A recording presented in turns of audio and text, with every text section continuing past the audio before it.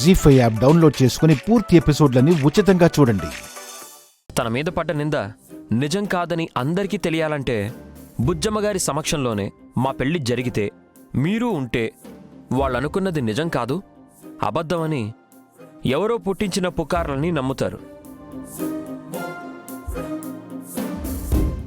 అంతటితో తనను అనడం మానేస్తారండి.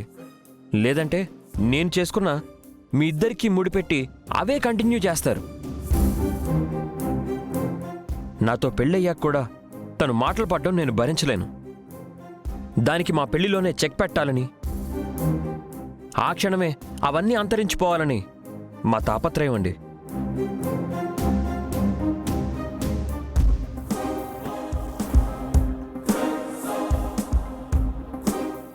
ఒక్క సాయం చెయ్యొద్దయ్యా,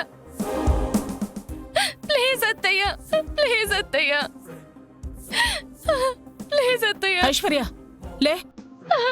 నన్ను ఇప్పుడు చేసుకోవడానికి, నాకు జీవితాంతం తోడుగా ఉండడానికి ఒకళ్ళు ముందుకొచ్చారు. దేవుడే పంపించాడు అనుకుంటున్నాను, కానీ దాన్ని సక్రమంగా చేయడానికి నాకు నువ్వు తప్ప వేరే మార్గం లేదత్తయ్యా.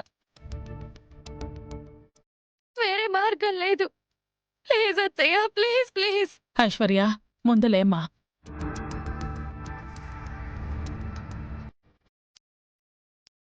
ఆడపిల్ల నా ముందు కంటనీరు పెడితే నేను చూడలేనమ్మా.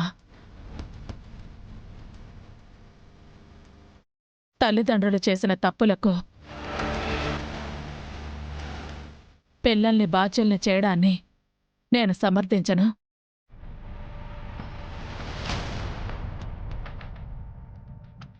మాటిస్తున్నాను.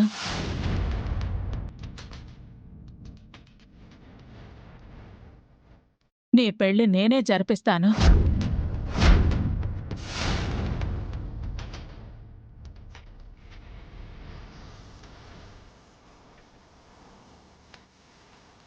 అత్తయ్య, అవును, నా సమక్షంలోనే కదా నీ పెళ్లి జరగాలని కోరుకున్నా.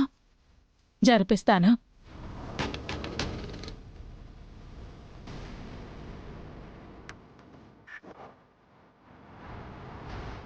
మాటిచ్చాను కదా, ధైర్యంగా ఉండండి.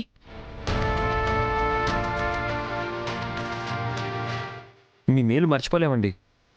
రేపు మంచి రోజు కాబట్టి రేపే జరిపించగలరా? రేపంటే మేము పార్వతీపురంలో అమ్మవారి గుడికి వెళుతున్నాము. ఇంకా మంచిదండి, ఆ గుళ్ళోనే జరిపించండి, మేము వస్తాం. సరే. అక్కయ్, నేను నువ్వు ఒప్పుకుంటావని అస్సలు ఊహించలేదు. నా కూతురికి జీవితాన్ని ఇస్తున్నా. అవును దినా, మీకు రుణపడి ఉంటాం. మీ అమ్మతోడు.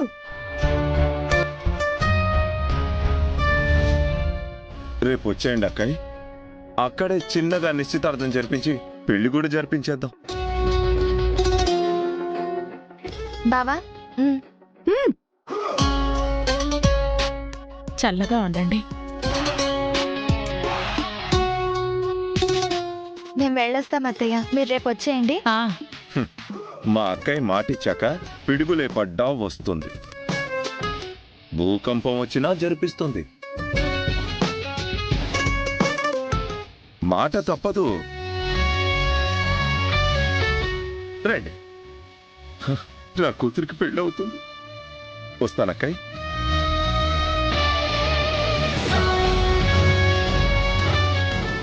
జీ5 యాప్ డౌన్లోడ్ చేసి అన్ని ఎపిసోడ్స్ పూర్తి ఉచితంగా చూడండి.